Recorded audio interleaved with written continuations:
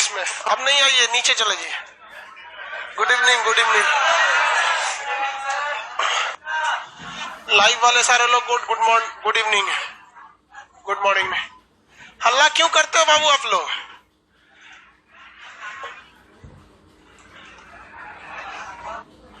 बैठ जाओ बाबू, जल्दी जल्दी। तो आप लोग खुश रहिए। 7 मिलियन हो गया सब्सक्राइबर हम लोग का।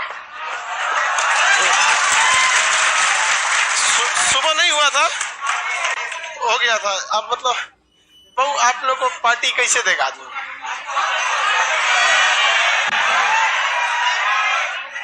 ऑनलाइन वालों को तो दे सकता आदमी, पीडीएफ में लड्डू वगैरह कुछ। पहले बैठ जाने तो बाबू सब लोग को। बाबू आप लोग गर्ल्स वाले सीट पे बैठ के ना पूरा ओवरऑल क्लास डिस्टर्ब कर देते हो। हाँ?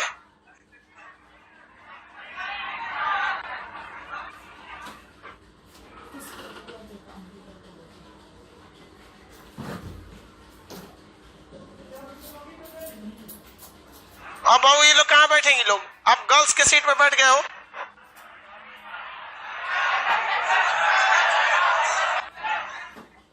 गर्ल्स के सीट पे जितने लड़के हैं सब लोग उठ जाइए। देखो, जब आपको पहले वहां लिख दिया गया है कि ये गर्ल्स का सीट है तो आपको दिमाग घास चढ़ने गया रहता है, कहता है ऐसे कि नौकरी नहीं हो रही है। इस सबको लड़का लड़की के सीट में अंतर अभी तक नहीं समझ में आया। लड़की सब थोड़ा लेट से आती है, समझा करो, तैयार होने में टाइम लगता है उन सबको। समझता ही नहीं है सब।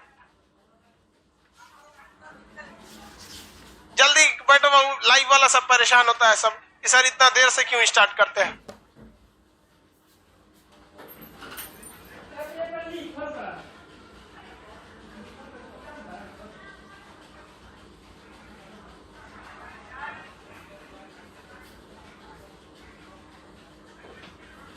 इंडियन ज्योग्राफी बता रहे थे। अब तो गर्ल सीट खाली है, पूरा एकदम इधर घसक के बैठिएगा लोग, बीच में खाली जगह नहीं रहना चाहिए। लड़का सब अगर खाली जगह दिख गया तो जितना उठा है सब उसी में घुस के बैठ जाना। समझ में गया ना? वो कौन है? वो बैठ जाओ। अब नहीं, वो सहेली खोज रही है, हम कहाँ बैठी हो। चलो जल्दी जल्दी बैठो बाबू, सीधे जाओ अपनी पीछे। लाइव से जितने लाइव सेंटर या एप्लीकेशन के लड़के हैं, जो लोग लाइव पढ़ रहे हैं, थोड़ा नया बैच रहता है ना तो एक हफ्ता तक समझाना पड़ता है इन लोग को कि बैठो बैठो बैठो। एक हफ्ता बाद सब सही हो जाता है। देखिएगा ना, एक समय ऐसा आएगा जब घुसियाएंगे और पीटना चालू करेंगे। जगह जिनको नहीं मिला नीचे बैठो, नहीं तो हॉल नंबर 3, 4, 5 में जाओ, जहां मन, नहीं तो फिर जाओ घर। अब क्या करेंगे?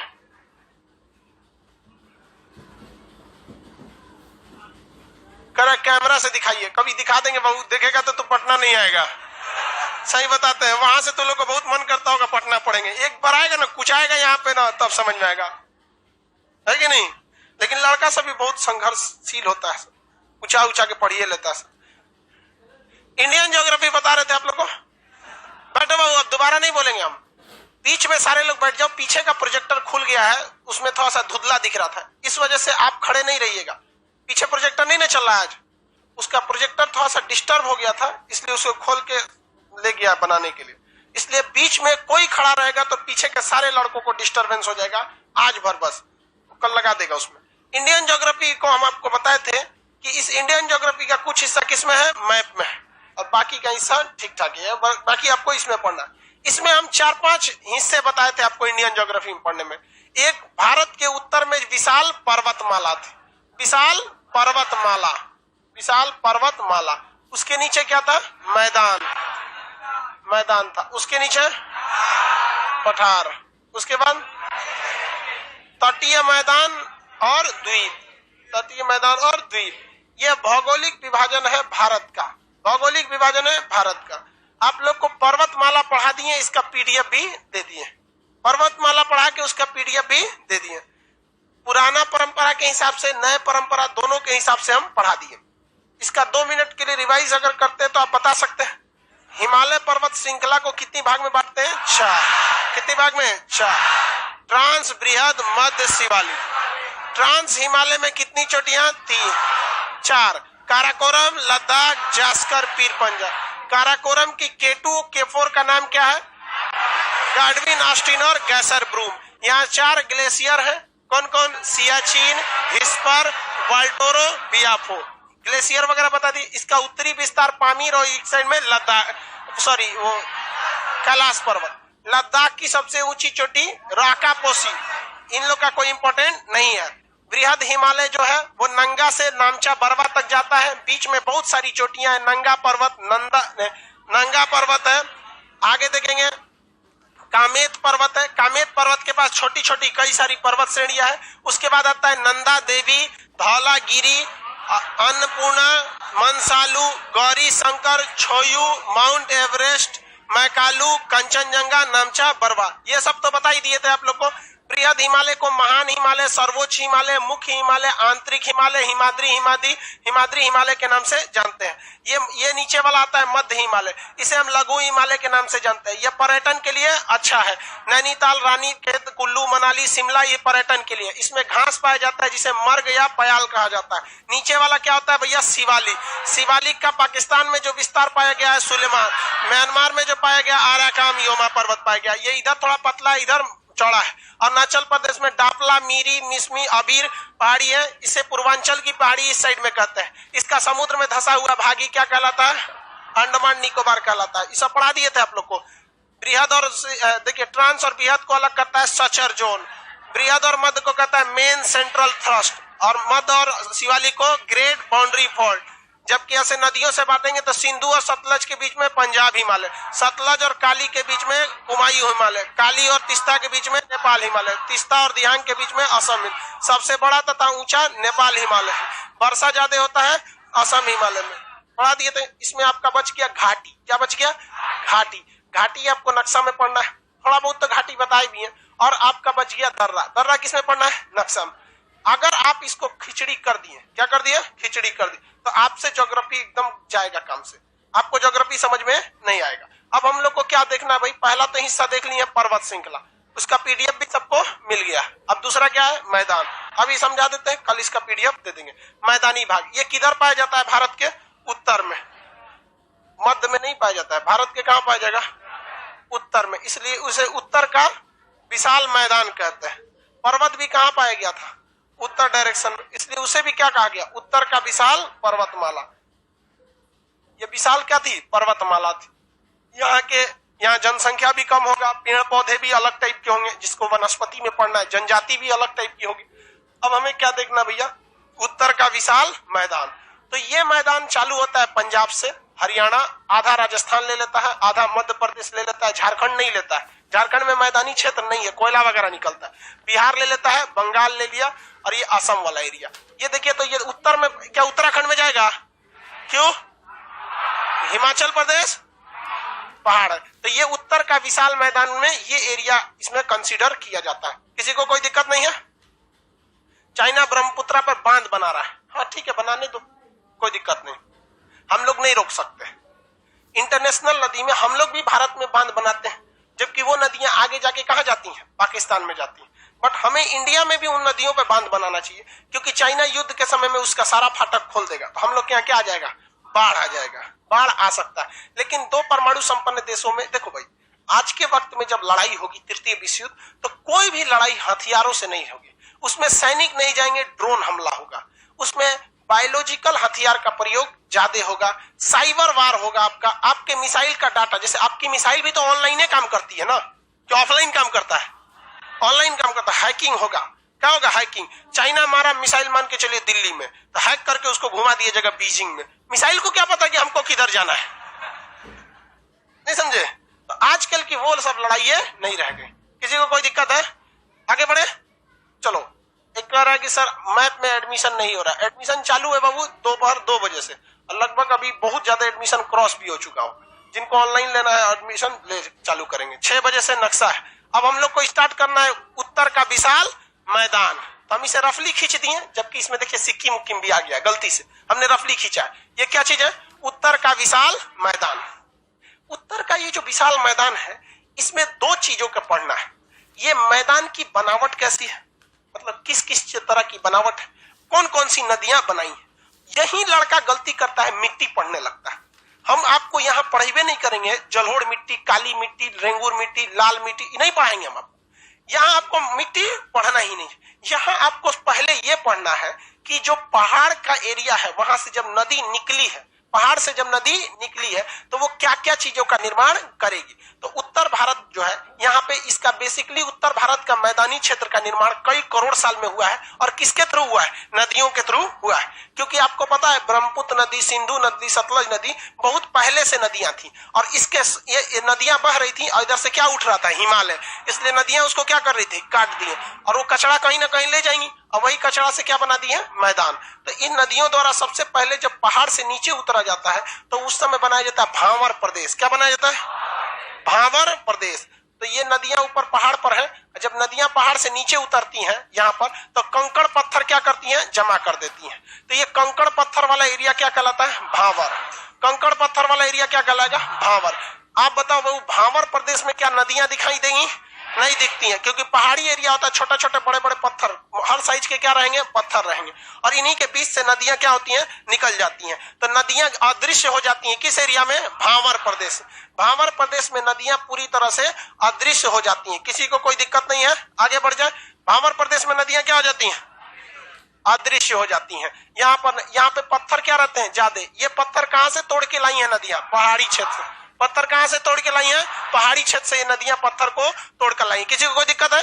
कोई दिक्कत नहीं ना। तो ये पत्थर तोड़ के लाई है। नदियों को शक्ति जो मिलती है वो नदियों के ढाल से मिलती है। अब पहाड़ पे जो है वो ढाल ज्यादा होता है, इसलिए नदियां बड़े बड़े पत्थर को भी क्या कर देती हैं?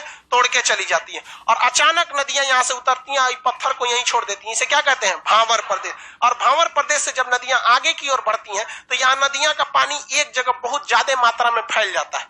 उसके बाद वहां पे पानी बहुत देर तक इकट्ठा रहता है फैलने के बाद, और वो उचित ढाल को देखता है। क्या देखता है? ढाल देखता है। सर वर्ल्ड मैप इंडिया में पढ़ाइएगा सर। क्या बोलता है ये? वर्ल्ड मैप में इंडिया नहीं पढ़ाइएगा सर, प्लीज बोल दीजिए। क्या हिंदी मीडियम वाला? भाई हिंदी लिखो ना। वर्ल्ड मैप में वर्ल्ड पढ़ाएंगे, इंडियन मैप में इंडिया पढ़ाएंगे।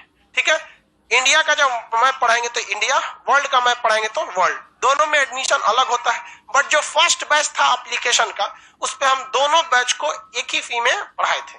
ठीक है, इसमें सब में अलग अलग रहेगा। देखो भाई, भांवर प्रदेश में क्या यहाँ नदी नहीं रहती है? दिखाई देती है? नहीं। आगे जब नदियां बढ़ती है तो यहाँ पानी का बहुत बड़ा जमाव लग जाता है। इसके बाद नदियां जो होती हैं वो अपना उचित ढाल देखती हैं कि हमें जाना है किस साइड में। उसके बाद नदी यहाँ से आगे निकल जाती है। तो जहां नदियों का पानी का जमाव लग जाता है इसे हम लोग कहते हैं तराई प्रदेश। कौन सा प्रदेश? तराई प्रदेश। एक बार क्वेश्चन पूछा था, मच्छरों का सर्वाधिक प्रकोप कहाँ देखा जाता है?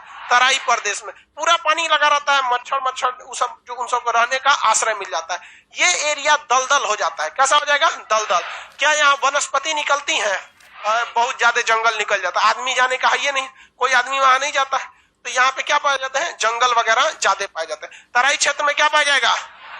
जंगल पाए जाते हैं। लेकिन हमारे काम लायक चीजें खेती वगैरह होगी यहाँ पे नहीं होते हैं सर। यहाँ पे क्या पाया जाएगा बाबू? जंगल पाया जाएगा। तराई से जब नदियां आगे की ओर बढ़ेंगी, ये जगह बोलिए तो भांवर, आइए तराई क्षेत्र। कौन सा हो गया? तराई क्षेत्र हो गया। आगे बढ़ते हैं। तराई क्षेत्र तो समझ में आ गया आप लोग को। अब इसके बाद जो आता है ये वाला, ये नदी है, नदी के किनारे वाला क्षेत्र जहां पर बाढ़ का पानी आता है। नदी का ये वाला क्षेत्र जिसमें हम डॉटेड कर रहे हैं, यहाँ बाढ़ का पानी हमेशा आते रहता है, चढ़ जाता है। इसे हम लोग कहते हैं खादर प्रदेश। कौन सा प्रदेश? खादर। खादर प्रदेश सबसे ज्यादा उपजाऊ होता है। खादर सबसे ज्यादा उपजाऊ होगा। और खादर के बाद वाला एरिया जो होता है, जो थोड़ी ऊंचाई पर होता है, ये वाला एरिया, ये कहलाता है बांगर प्रदेश। क्या कहलाएगा? बांगर। ये कहलाएगा बांगर। और ये कहलाएगा, ये तो बांगर हो गया सब। ब्लू वाला क्या हो गया? बांगर। और लाल वाला खादर। ये हो गया खादर प्रदेश। अच्छी मिट्टी कौन होती है? खादर। कौन सा? खादर। लेकिन दोनों मिट्टियों में पानी की अधिकता होती है, इसलिए इसे क्या कहा जाता है? कांप। क्या कहेंगे? कांप। कांप मिट्टी के नाम से जानते हैं। कांप मिट्टी में कौन कौन आएगा? कौन आएगा भाई? खादर। और कौन आएगा? खादर और बांगर। कांप मिट्टी में कौन कौन? ये मिट्टी का नाम नहीं है, कैटेगरी है। जैसे आपका मिट्टी, हम इस चैप्टर में मिट्टी पढ़ा रहे हैं, आपको एरिया बता रहे हैं। क्या बता रहे हैं? एरिया। कि ये खादर एरिया है। खादर एरिया में कोई भी मिट्टी हो सकती है, कोई भी मिट्टी हो सकती है। ऐसा नहीं है कि मतलब इसमें एक ही टाइप की मिट्टी पाई जाएगी। खादर मिट्टी में हर साल मिट्टी की एक नई नई परत आकर जुड़ती रहती है, हर साल जुड़ती रहती है, इसलिए इसे हम लोग क्या कहते हैं, नई मिट्टी, नवीन मिट्टी। और ये मिट्टी कौन ले आके जोड़ता है, जल द्वारा ले आता है, तो जल इसे उड़ाती है, इसलिए जलहोड़। इसे क्या कहते हैं, नवीन जलहोड़। क्या कहेंगे, नवीन जलहोड़। जबकि बांगर प्रदेश जो है उसमें हर साल बाढ़ नहीं आता है, 5-6 साल गैप कर करके क्या आ जाता है, बाढ़ आ जाता है, इसलिए इसे क्या कहते हैं, पुरानी जलहोड़। पुरानी जलहोड़, पुरानी जलहोड़। किसी को कोई दिक्कत है, आगे बढ़े। ये बताइए, ये जो कांप मिट्टी है इसमें पानी की अधिकता रहती है या नहीं? कांप मिट्टी में कितनी मिट्टी आती है, कौन कौन? खादर और बांगर, खादर और नवीन जलोड़, नवीन जलोड़, पुरानी जलोड़। इसमें से आप बताइए, बिना पढ़ाए हम आपसे पूछ रहे हैं, आपको अगर हम बोल देते हैं खादर और बांगर में कछारी मिट्टी किसे कहेंगे? कछारी। बहुत सा ऐसा चीज आएगा ना आपको एग्जाम में जिसे हम कभी पढ़ाए नहीं है, लेकिन आप प्रेजेंस ऑफ माइंड से लगा सकते। कछारी मिट्टी उसे कहते हैं जिसमें किचाइन बहुत ज्यादा होता है। किचाइन समझते? कचाइन नहीं समझता।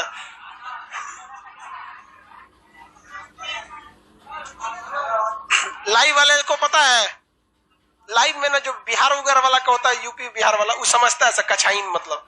और कुछ कुछ कर्नाटक, बेंगलोर प्योर सीबीएसई वाला ऐसा, व्हाट इज दिस? कचाइन का मतलब होता है छीछा लेदर हो जाना। नहीं समझता है छीछा? छीछा लेदर भी नहीं समझा? देखो, छीछा लेदर का मतलब एकदम कांप मचा के रख देना, फिर भी नहीं समझता। कैसे समझ?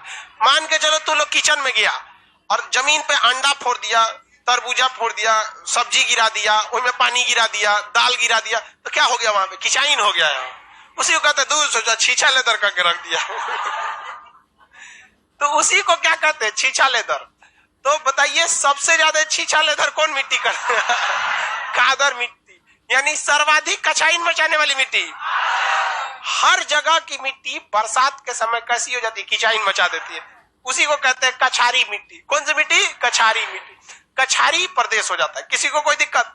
तो नवीन जलोढ़ यानी खादर मिट्टी को ही हम क्या कहते हैं, कछारी मिट्टी। लेकिन बरसात के समय, जिस समय बाढ़ के वक्त में, जिस वर्ष बाढ़ भयानक आ जाता है तो पानी ठेल देगा कहां तक?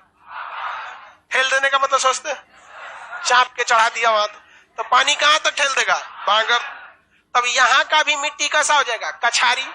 लेकिन हर साल क्या कछारी रहेगा? तो इसका परमानेंट नाम तो कछारी होगा नहीं, लेकिन यहाँ पर खादर में हर साल कछारी रहेगा। हर साल क्या होगा? कछारी। स्पेशली अगर आपके गांव, आपके जिला या आपके गांव से नदी गुजरती है तो आपकी मिट्टी कौन सी हो जाती है? कछारी। कछारी मिट्टी में कीचड़ की अधिकता होती है। कीचड़ की क्या होती है? अधिकता होती है। कांप मिट्टी किसे कहेंगे?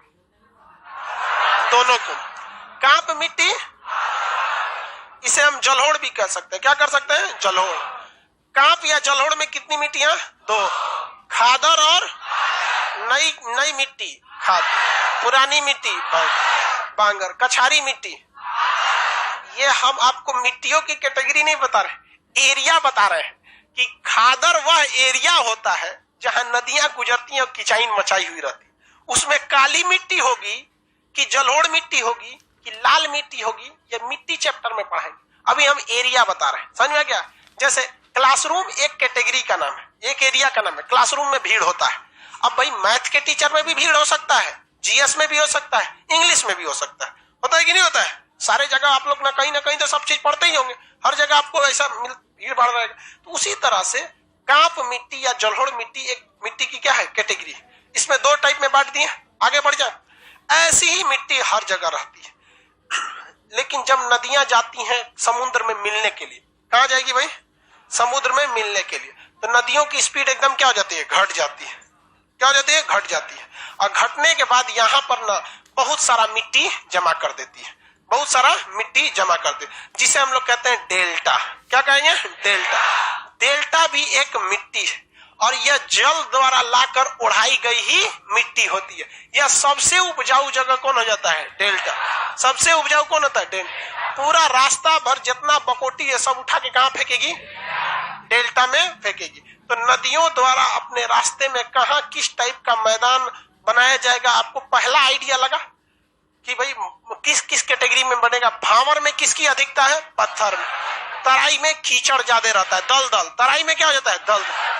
मानव के लिए सबसे अच्छा, ऐसे बोलिए, कांप या जलोढ़। मानव के लिए सबसे अच्छा कांप या जलोढ़। कांप या जलोढ़ की कितनी कैटेगरी? इन कौन कौन कैटेगरी? खादर और बंग। इसमें अच्छा कौन? खादर। खादर को कौन? जलोढ़, नवीन जलोढ़। इसका दूसरा नाम कछारी, दूसरा नाम कछारी। पुरानी जलोढ़ किसे कहते हैं? बांगर को कहते हैं। आगे बढ़े। नदियां जब समुद्र में मिलने वाली होती हैं तो अपने कचरा को जमा करके इधर उधर से क्या हो जाती है? निकल जाती है। तो उसे क्या कहते हैं? डेल्टा। क्या कहेंगे? डेल्टा। तो ये हो गया। अब तो और मिट्टी की कैटेगरी होती है। एक होता है रेह। क्या हो गया? रेह। रेह क्या होता है?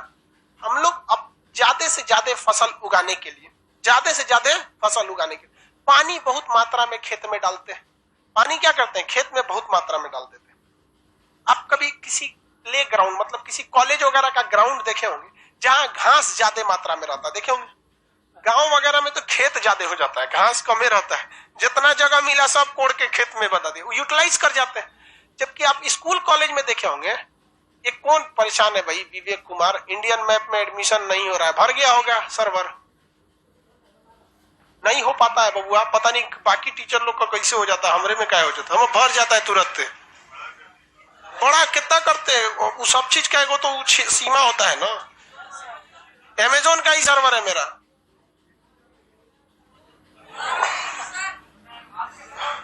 अरे यार 12 लाख कैपेसिटी, अब कितना बढ़ लिया जाएगा?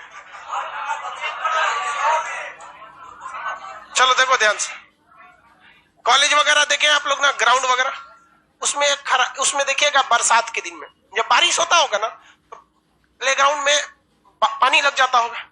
पानी लगने के बाद 10-15 दिन उसमें पानी अगर रहेगा तो 10-15 दिन पानी लगने के बाद जब पानी सूखेगा तो घास के ऊपर देखिएगा, जब पूरी तरह सूख जाएगा तो भूसा जो होता है ना, गाय भैंस खाती है, वो इसे भूसा भूसा टाइप की कुछ परत लग जाती है ऊपर। क्या है? देखो, जब घास सूखा रहता है ना तो घास के जड़ों में जितनी गंदगी है, धूल मिट्टी है, छोटे छोटे पत्ती वगैरह के टुकड़े घास के नीचे रहते हैं। जब पानी बरसता है, पानी लग जाता है तो ये फूल के कहां आ जाते हैं? ऊपर। अब पानी सूख जाता है तो ऊपर टनटना के रह जाते हैं। समझ में गए कि नहीं? तो ऊपर एक परत जम जाती है। बस वैसे ही होता है खेतों में भी। बहुत ज्यादा जब पानी उनी डाल दिया जाता है तो जितने भी अगल बगल के मिट्टी वगैरह है उससे नमक की मात्रा ऊपर की ओर बिछ जाती है। जो दिखेगा तो नहीं नमक की तरह, लेकिन एक परत लग जाती है। जमीन पे सबसे ज्यादा मात्रा में नमक पाया जाता है। आप कहीं पे भी देखिएगा, जो नीचे जमीन है ना उसको चाट के देखिए, नमकीन लगेगा। आप अपना त्वचा चाट के देखेंगे कैसा लगेगा? नमकीन। भैंस वगैरह को चाट के देखिए कैसा लगेगा? कुछ भी देखेंगे उसमें नमक की मात्रा क्या होती है? ज्यादा, लेकिन वो दिखता नहीं है, दिखता नहीं है। उसी तरह जब खेत में पानी ज्यादा डालते हैं, यूरिया, पोटाश, डीडीटी उर्वरक ज्यादा जाते हैं तो नमकीन पानी की एक परत, नमकीन पानी की परत मिट्टी के ऊपर क्या हो जाती है? जम जाती है। जो क्या नमक की तरह सफेद सफेद दिखाई देगा? नहीं। लेकिन अगर ऊपर से मिट्टी को ऐसे धूरा बटोरिएगा, धूरा समझते हैं? तो झाड़ू लेके ऐसे धूरा बटोरिएगा मिट्टी का, केवल ऊपर का हिस्सा आना चाहिए, धूरा बटोरिएगा और उसको लैब में ले जाके चेक कीजिएगा तो उसमें सोडियम यानी नमक की मात्रा ज्यादा रह जाती है। ये बहुत खराब चीज हो जाता है। किसी चीज की मात्रा बहुत ज्यादा हो जाना गड़बड़ हो जाता है, गर्दा कोई धूरा कहते हैं। तो जब कभी मिट्टी में हम उर्वरक का प्रयोग ज्यादा करते हैं तो वो उर्वरक कहां घुस जाता है? जमीन के अंदर। और उसी लगले लगले उसमें क्या डाल देते हैं? पानी। तो उसमें जो जमीन में घुलने लगता तो घुल गया, और जो पानी के साथ ऊपर तैर रहा था तैरने लगा, पानी सड़क से सूख गया और ऊपर एक परत, हल्की परत जम जाती है जो आंख से नहीं दिखती है। आंख से नहीं दिख, आपको क्या लगेगा? तो मिट्टी की तरह दिखेगा। अभी सोच रही है लड़की से कि खेत में नहीं दिखता है, खेत दिखाई देगा।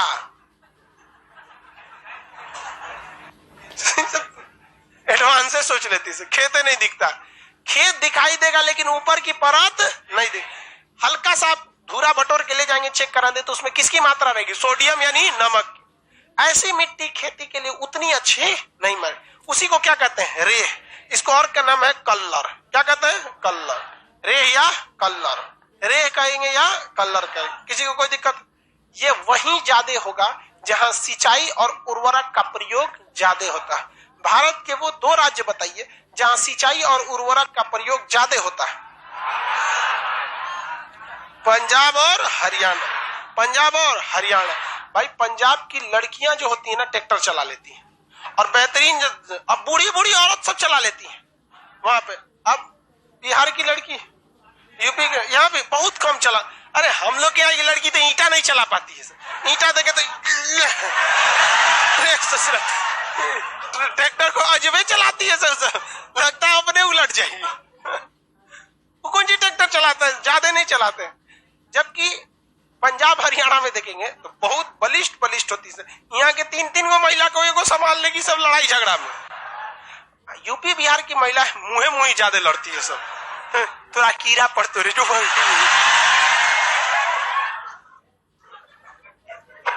अरे यहाँ की महिलाओं की लड़ाई मेनली ब्लूटूथ से होता है। और वो गरियाएगी तो उसको नहीं गरियाएगी, वो के पति को गरियाएगी। अच्छा, बहुत महिला यहाँ पे, उधर पंजाब हरियाणा में बहुत जबरदस्त होता है। तो वहां खेती वगैरह ज्यादा होता है।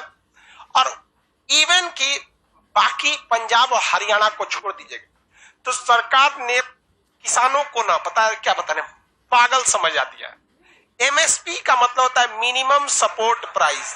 मिनिमम सपोर्ट प्राइस, एमएसपी, ये केवल पंजाब और हरियाणा के किसान ले पाते हैं। मतलब उनके गेहूं का ना एक मिनिमम प्राइस फिक्स है, और हमारे यहाँ कोई फिक्स नहीं है। साहूकार 14 रुपया ले जा सकता है, 18 रुपया भी ले जाता है, 16 रुपया भी ले जा सकता है, ले जाता है। लेकिन पंजाब और हरियाणा के किसान, एमएसपी सरकार ने फिक्स कर दिया है कि 18 रुपया किलो हम क्या खरीदेंगे, गेहूं। तो वो मंडी में ले जाकर कितना में बेचना होगा, 18 रुपया, और कोई उस एमएसपी से नीचे खरीद नहीं सकता है। जबकि बिहार यूपी में 14 रुपया भी मजबूरी में किसान अपना गेहूं बेचता है। आप में किसान हैं आप लोग? कितना रुपया बेचे हैं? 12 रुपया। इसको तो और ठग दिया। अरे भाई, अरे 12, 14, 15, 16 जो भी 1-2 रुपया का अंतर होता है।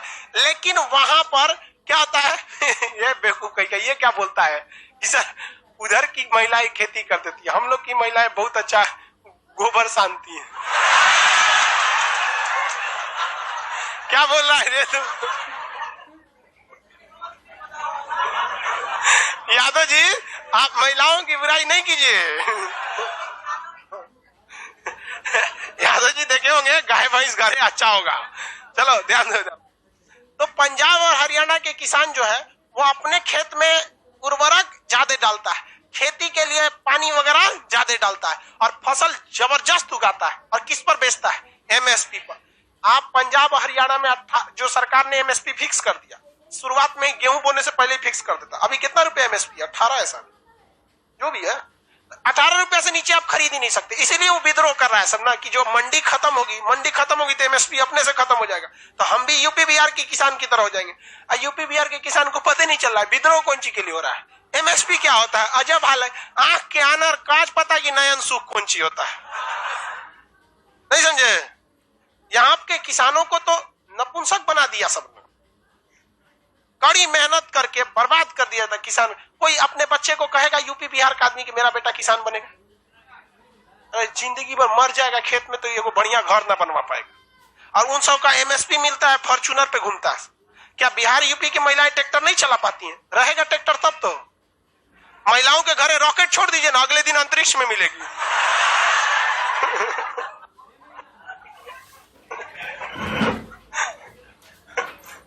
रेह या कलर का जो जगह होता है वो उपजाऊ होता है कि नहीं होता है? बहुत ज्यादा प्रयोग कर देने से ऊपर क्या हो जाता है, एक अलग से परत जम जाती है। इसका आप प्रयोग देखिए, किसी चीज में रेह या कलर जम जाता है, जो व्यक्ति या जो पुरुष बहुत सेविंग करता होगा ना, दाढ़ी डेली बनाओ, ये एकदम चिकना दिखे, उसका हरा हरा एक परत जम जाता होगा, देखिएगा अजबे उसका दाढ़ी हो जाता है। महिला में जो डेली मेकअप करेगी ना, डेली अजबे उसका चेहरा हो जाता है। क्या हो जाता है?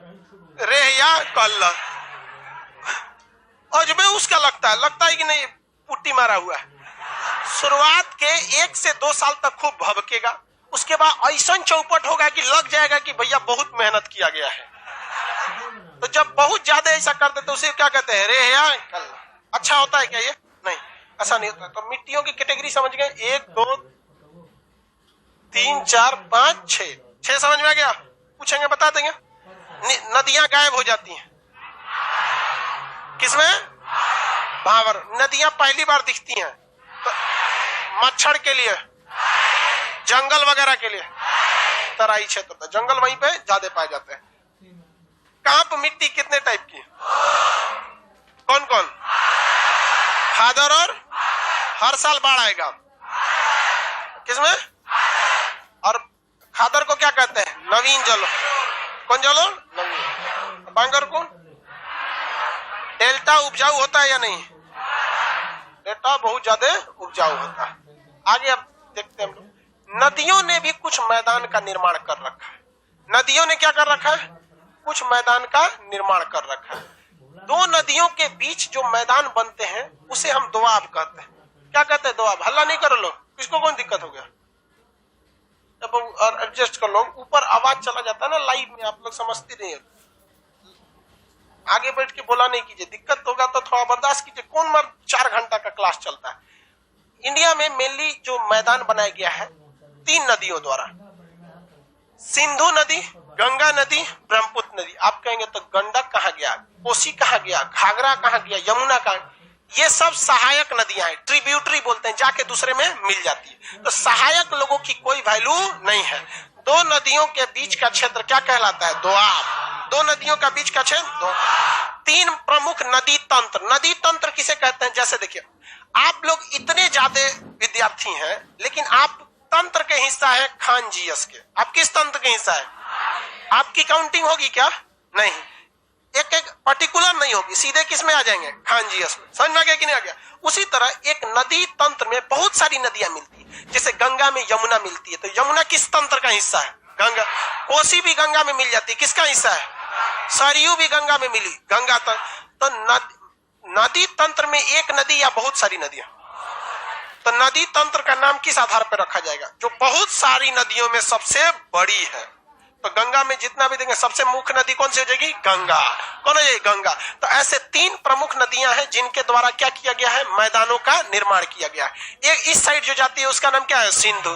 ये वाली का नाम गंगा, और ये वाली का नाम ब्रह्मपुत्र। कौन सा? ब्रह्मपुत्र। तो चाइना वाले साइड में मिटा देते हैं यहाँ से, हमको चाइना में तो पढ़ना नहीं, चीन का ज्योग्राफी थोड़े पढ़ना है।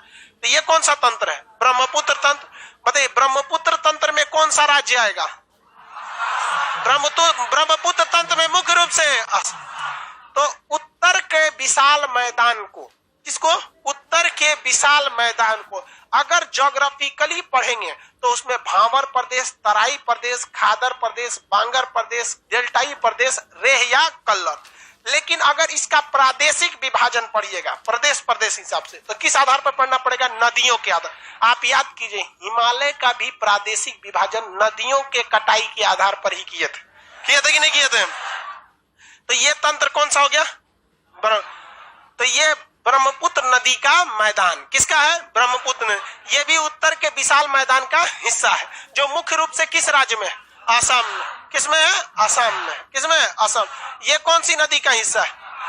गंगा का हिस्सा है। कौन सा मैदान है? गंगा का मैदान। कौन मैदान? गंगा का मैदान। और ये सिंधु नदी का मैदान। कौन नदी का मैदान? सिंधु। एक एक करके पढ़ना चालू करते हैं। पहले हम सिंधु से ही स्टार्ट करते हैं, बड़ी कॉम्प्लिकेटेड है सिंधु नदी वाला मैदान। कौन सा मैदान? सिंधु नदी। सिंधु की बड़ी सारी सहायक नदियां हैं, झेलम, चिनाब, रावी, सतलज, ब्यास। झेलम, चिनाब, रावी, सतलज, ब्यास। झेलम, चिनाब, रावी, सतलज, ब्यास। झेलम, चिनाब, रावी, सतलज, ब्यास। झेलम, चिनाब, रावी, सतलज, ब्यास। झेलम, चिनाब, रावी, सतलज, ब्यास। झेलम, चिनाब, रावी, सतलज, ब्यास। कितनी नदियां मुख्य रूप से? झेलम, चिनाब, रावी, सतलज। तो इसमें हम झेलम नदी को मिला दे। कौन से मिला दे? झेलम नदी। तो ये डेल्टा, ये एक दोआब बनेगा कि नहीं बनेगा? दो नदियों के बीच का ये क्षेत्र बन गया कि नहीं बन गया? तो एक ये दोआब बन गया कि नहीं बन गया? वहीं अगर आप देखेंगे इसमें अगर हम किसको मिला दे? चिनाब को, तो इन दोनों के बीच में एगो बन गया। नीचे में है आपकी सतलज, रावी नदी। नीचे में कौन नदी है? रावी नदी। रावी जाके किसमें मिल जाती है? चिनाब में। तो यहाँ पे भी एक दोआब बन गया। एक इसी में बहुत सारी, नक्शे इतना छोटा है कि हम इसमें कितना को बनाए, इसको बड़ा करना पड़ेगा। बड़ा कर देते हैं क्योंकि ताकि सारा अट जाए सब, समझे? आपको कोई दिक्कत नहीं है, छोटा कर देंगे, छोटा नहीं जूम कर दे, बस उसी एरिया को फोकस करते हैं।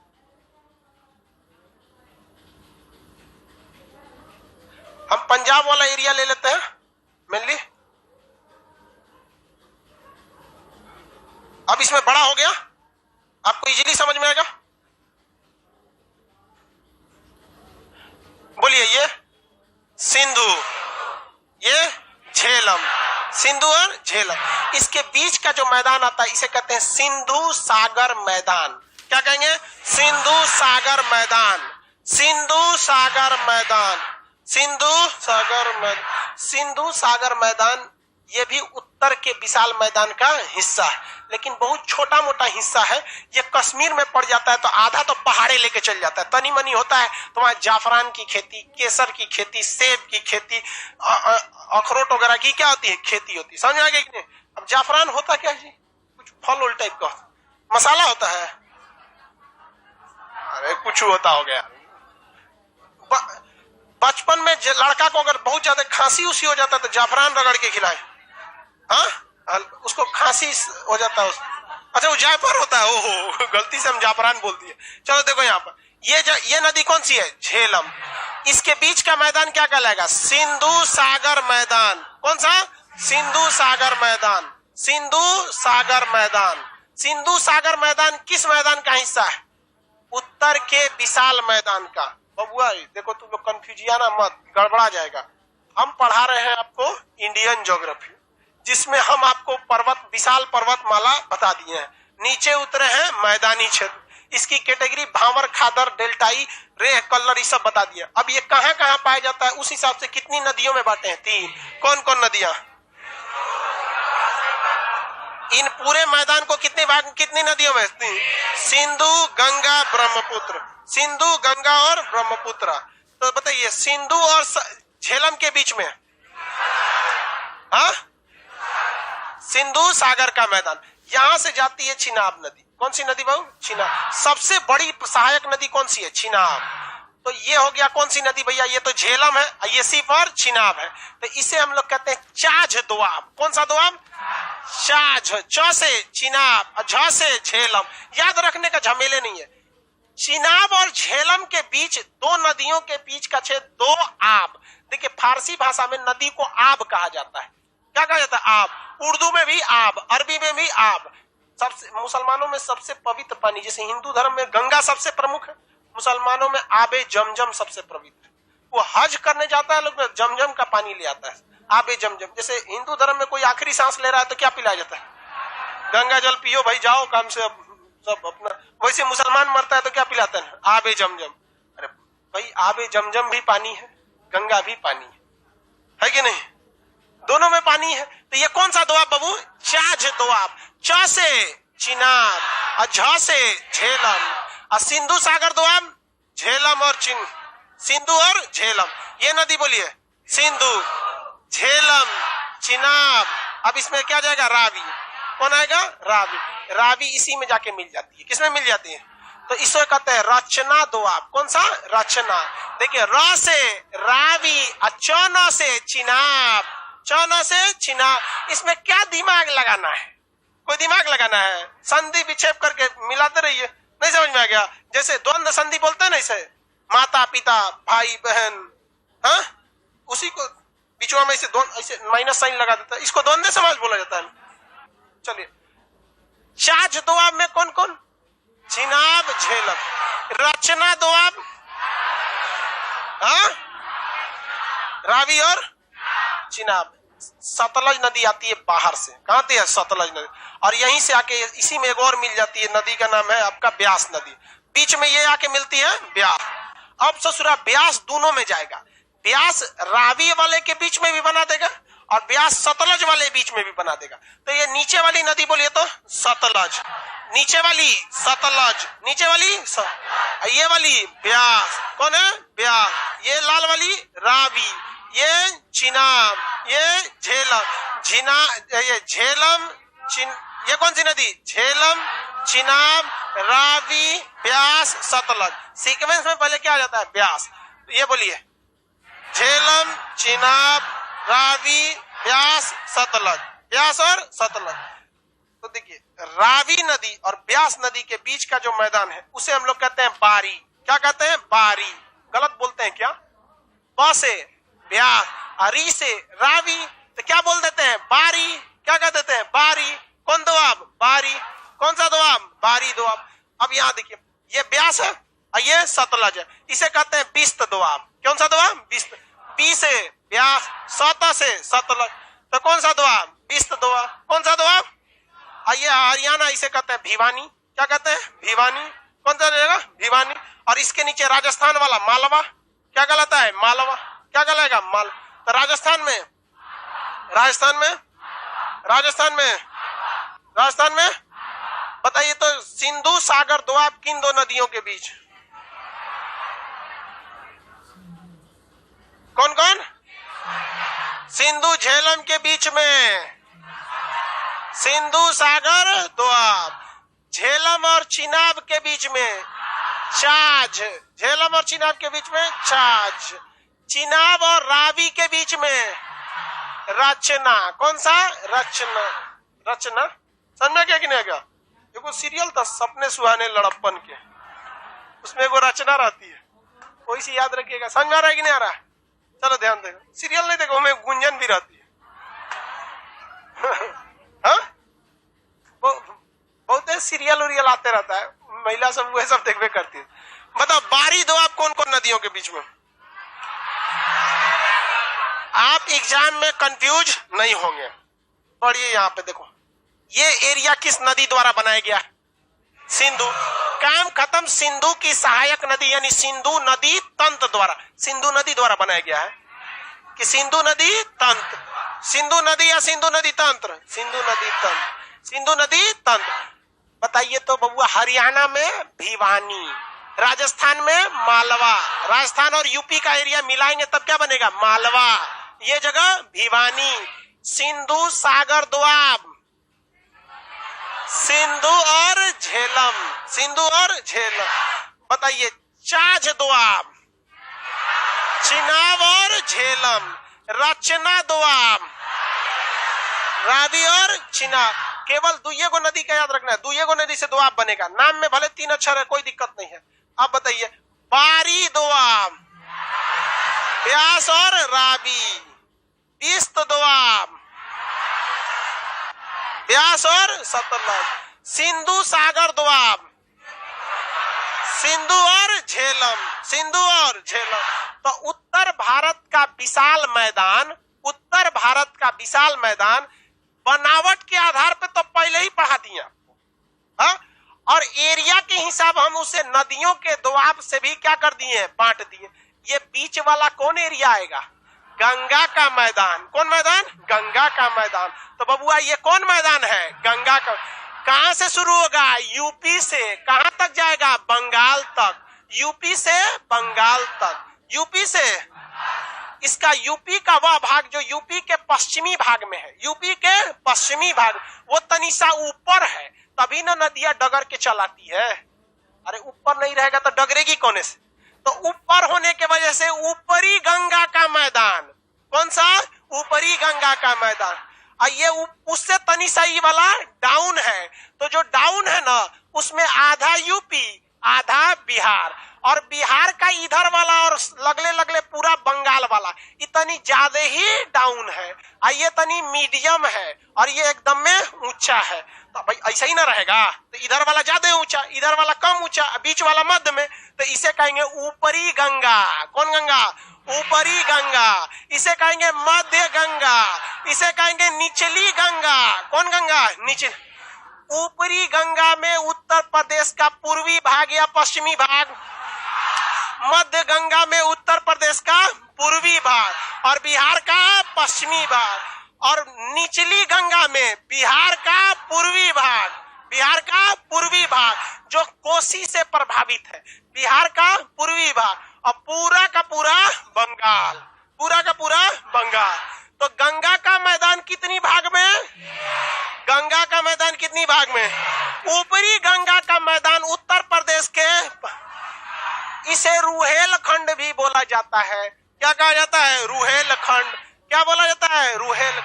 बताइए, गंगा का ऊपरी भाग को दूसरा नाम रुहेल। निचली गंगा किस राज्य में? बंगाल। मेनली बंगाल। मेनली कहां पाई जाएगी? याद रहेगा आप लोग को? किसी को दिक्कत? अब गंगा ये सारा, ये नीचे वाला ये जो एरिया देखिए, ये नीचे जो एरिया देख रहे हैं ना, ये कहलाता है बघेलखंड और बुंदेलखंड। बघेलखंड और बुंदेलखंड। तो ये पठारी एरिया आ जाता है। तो इसको आपको पठार में पढ़ाएंगे। किसमें पढ़ाएंगे? पठार। वो तो रफली नक्शा खींचे थे तो मध्य प्रदेश भी ज्यादा खींचा गया था। समझ रहे हैं ना? तो होशियार है जी आप लोग। समझ गया? गंगा के मैदान को कितनी भाग में, कितने भाग में? कौन कौन? ऊपरी गंगा, पिछली गंगा, निचली गंगा। इतना बोल बोल के याद करिएगा पश्चिमी, तो दिमाग चटा जाएगा। इसे देख लीजिए ना एक बार। ओहो, ऊपरी गंगा, बिचली गंगा, निचली गंगा, हो गया। ऊपरी गंगा में यूपी का पश्चिम, बिचली गंगा में यूपी का पूर्वी, बिहार का पश्चिमी, अब निचली गंगा में बिहार का पूर्वी, अब पूरा बंगाल। कौन मैदान बच गया? ब्रह्मपुत्र का मैदान। ये तो पढ़ाइए दिए। मुख्य रूप से इसमें कौन आता है? असम। ब्रह्मपुत्र के मैदान में मुख्य रूप से कौन आता है? ब्रह्मपुत्र के मैदान में मुख्य रूप से असम आ जाता है। इसका ढाल बहुत ही कम है, इसका ढाल ज्यादा नहीं है, क्योंकि बांग्लादेश के करीबे में आ गया। इतनी सा ये ढाल कम है, इसलिए यहां से उसका बाढ़ भयानक आ जाता है। बाढ़ क्या आ जाता है? भयानक। यही न था उत्तर का विशाल मैदान। इसमें हम आपको मिट्टी पढ़ाए हैं? नहीं, पढ़ेबो नहीं करेंगे अभी मिट्टी, वरना कंफ्यूज आ जाएंगे। अभी जगह देख लेना बबुआ, जगह देख ले, फिर तो मिट्टी लाल पीला हरा खूब करेंगे लोग मिट्टी। अभी समझ में आ रहा है कि नहीं? बताएंगे। रेह या कल्लर तो कहीं भी पाया जा सकता है। भावर प्रदेश कहीं भी पाया जा सकता है जहां से नदियां का उद्गम मिलेगा। जहां भी पानी लग गया वहां तराई पाया जा सकता है। हाँ, वहां जहां खेती में यूरिया पोटास पानी ज्यादा डाले, रेह या कल्लर, वहीं मिल जाएगा। तो वो तो कॉमन चीज था। वो क्या था? कॉमन चीज थी। तो जो सब में होता है। समझ में आ गया कि नहीं आ गया? किसी कोई दिक्कत?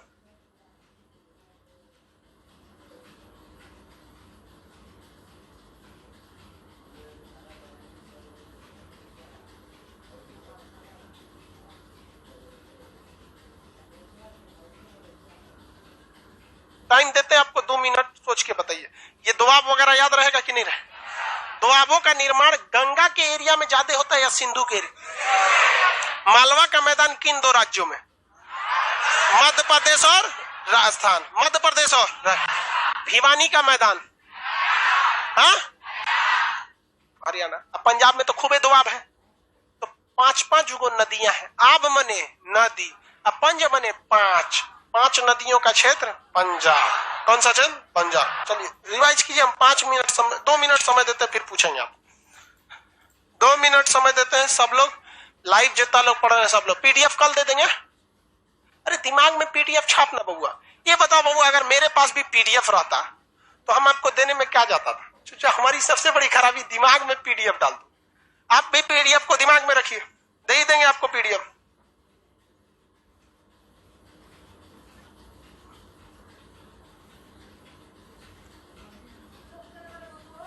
जल्दी जल्दी 2 मिनट का समय दिए आपको। अब हुमच के मारेंगे अब और नहीं सुनाएगा लोग।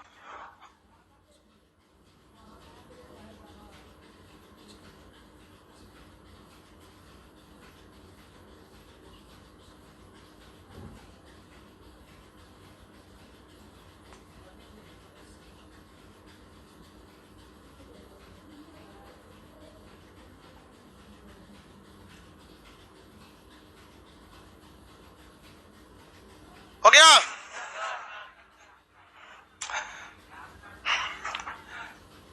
पूछे? बताइए तो इसको हटा देते पहले। सिंधु सागर का मैदान किन 2 नदियों के बीच? सिंधु और रचना दोआब। रावी और शाज दोआब। भिवानी का मैदान, हाँ, मालवा का मैदान, मालवा का मैदान, बारी दोआब, बिस्त दोआब, हाँ? सिंधु सागर दोआब, हाँ? सिंधु और तो सिंधु उत्तर भारत का जो विशाल मैदान है, इसे क्षेत्रीय बांटेंगे तो कितनी नदियों के आधार, नदी या नदी तंत्र, तो इधर वाला कौन सा था, सिंधु नदी तंत्र। सिंधु नदी तंत्र में 5 को दोआब याद रखना है, सिंधु सागर दोआब, छाछ दोआब, रचना दोआब, बारी दोआब, बिस्त दोआब, उसके नीचे 2 गो मैदान, भिवानी का मैदान और मालवा का मैदान, 7 को ही खत्म। गंगा का मैदान जब देखते हैं तो गंगा का मैदान कितने भाग में, कौन कौन, उत्तरी गंगा, मध्य गंगा, निचली गंगा, अब ब्रह्मपुत्र के मैदान, हाँ? अब इसमें अगर आपको पेज भरना है तो इसमें आराम से मेंस में खूब पेज भर सकते हैं। गंगा का मैदान बहुत ही उपजाऊ है, यहाँ बहुत सारी नदियां निकलती हैं, जिसमें से मुख्य रूप से गंगा, यमुना, घाघरा, गंडक, कोसी है। ऊपरी गंगा उत्तर प्रदेश के पश्चिमी भाग में आती है। यहाँ जल की अधिकता तथा मिट्टी सुगमता होने की वजह से खेती तथा उद्योग दोनों क्षेत्र यहाँ पर भली भांति फल फूल रहे हैं। नेपाल के निचला भाग होने की वजह से तराई क्षेत्र भी है। घसीट दीजिए, जितना जानते हैं ना, रुकना नहीं चाहिए, जोन छिया लिखते चलिए, उसमें कहानी की तरह है। लिखे बिचली गंगा में दोनों राज्य आ जाएगा कॉमन, इधर वाले में मेनली क्या आएगा, बंगाल आ जाएगा, किसी कोई दिक्कत। पश्चिमी यूपी में जो ऊपरी गंगा का मैदान है, इसका दूसरा नाम क्या है, रुहेलखंड। कौन सा खंड, रुहेल। कौन सा खंड, रुहेलखंड। आगे बढ़े, लखनऊ को अवध कहा जाता है। लखनऊ को क्या कहा जाता है, अवध। तो अवध का मैदान भी किसका हिस्सा है, गंगा के मैदान का ही हिस्सा है, अलग से थोड़ी होगा। वो किसका हिस्सा है, गंगा के मैदान का ही हिस्सा है। आगे बढ़ जाए, किसी को गंगा के मैदानी क्षेत्र में कोई दिक्कत नहीं है। मिट्टी पढ़े हैं क्या अभी, मिट्टी बहुत आगे पढ़िएगा, अभी तो बस लोकेशन देख रहे हैं। तो भारत को भौगोलिक क्षेत्र से कितनी भाग में बांटे थे, ये देख लिए हैं। किसी को पर्वतीय भाग में दिक्कत है, मैदानी भाग में, अब क्या देखना है, ये कौन सा एरिया, कौन सा क्षेत्र, मैदानी क्षेत्र। ये क्या है, हाँ, पर्वतीय क्षेत्र। इसे क्या कहते हैं, उत्तर का विशाल पर्वत माला। ये नीचे वाला उत्तर का विशाल मैदान, उत्तर का विशाल मैदान। बीच में ये जो आएगा पठार, तो इसको हम लोग कल निपटा देंगे, क्या चीज, पठार। अब PDF वगैरह भी दे देंगे। समझ में आ गया कि नहीं, किसी को कोई दिक्कत। आज के लिए इतना ही।